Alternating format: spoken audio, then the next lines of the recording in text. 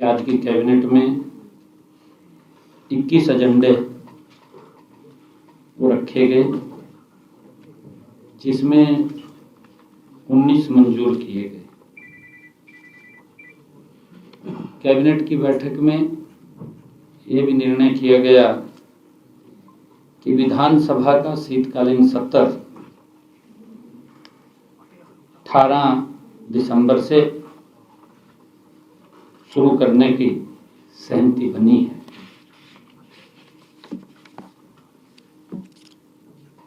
इसी प्रकार हमारे जो कैबिनेट में निर्णय लिया गया,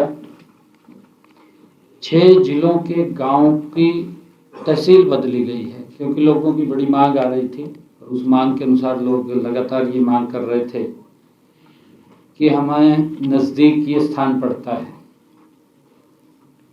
6 जिलों के 17 गांवों को, सेक्टर्स को एक तहसील से दूसरी तहसील में स्थानांतरित करने की मंजूरी भी दी गई है, क्योंकि इसका मुख्य उद्देश्य प्रशासनिक सुधार के तहत नागरिक सेवाओं में तेजी लाने और उन्हें अधिक प्रभावी बनाने के लिए कैबिनेट में निर्णय किया गया है।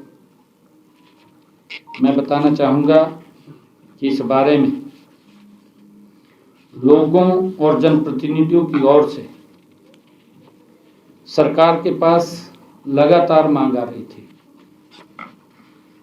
और उनके द्वारा दिए गए प्रतिवेदनों पर विचार करने के लिए हरियाणा सरकार ने एक उच्च कमेटी का भी गठन किया हुआ है। कमेटी द्वारा अपने मानकों पर विचार करके गांव को एक तहसील से दूसरी तहसील में बदलने की अनुशंसा दी है और आज इस सिफारिश को मंत्रिमंडल ने मंजूर कर लिया है। इसमें हमारा मंदौला को सतनाली से महेंद्रगढ़ में किया गया है और बेरली कलां पालावास को रेवाड़ी में किया गया है। गुदियाना जो रादौर में है उसको सरस्वती नगर में किया गया है। रुपोली जो रादौर में है उसको सरस्वती नगर में किया गया है। चाहड़वाला को सरस्वती नगर से व्यासपुर बिलासपुर में किया गया है, यमुनानगर। और इसी प्रकार सेक्टर 15, 15A और 16A जो बड़खल के हैं उनको फरीदाबाद में किया गया है और सेक्टर 21A और 21B फरीदाबाद से बड़खल में किए गए हैं। इसी प्रकार रंगा कालावाड़ी को सिरसा में किया गया है और लहंगेवाड़ा कालावाड़ी वो सिरसा में किया गया है। मत्तड़ कालावाली सिरसा में किया गया है। अलीका कालावाली सिरसा में किया गया है। मलिकपुरा कालावाली डबवाली में किया गया है और किंगरा कालावाड़ी डबवाली में किया गया है। नौरंग कालावाड़ी डबवाली में किया गया है और बनवाड़ा कालावाड़ी ये डबवाली में किया गया है। गोरीवाड़ा जो स्थान है डबवाली में किया गया है।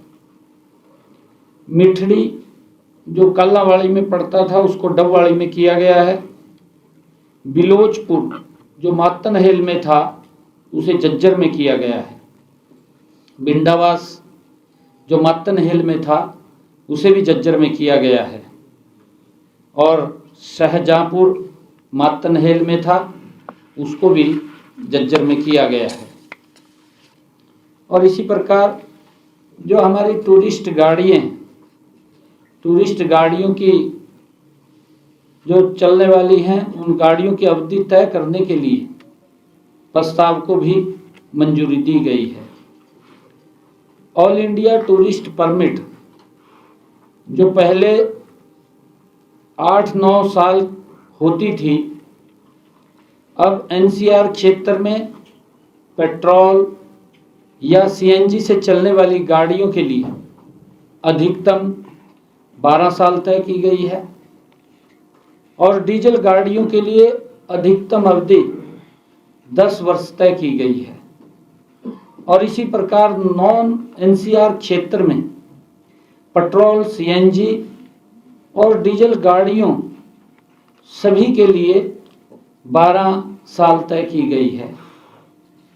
और इसी प्रकार जो अन्य परमिट हैं जैसे स्टेज कैरीज या कॉन्ट्रैक्ट कैरीज, गुड्स कैरीज और स्कूल बसेस, इसके लिए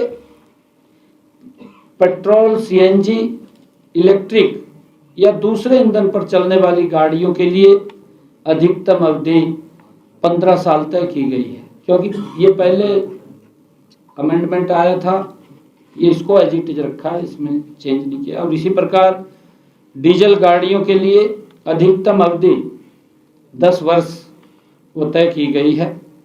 सभी प्रकार की गाड़ियों के लिए नॉन एनसीआर एरिया में अधिकतम अवधि 15 साल तय की गई है।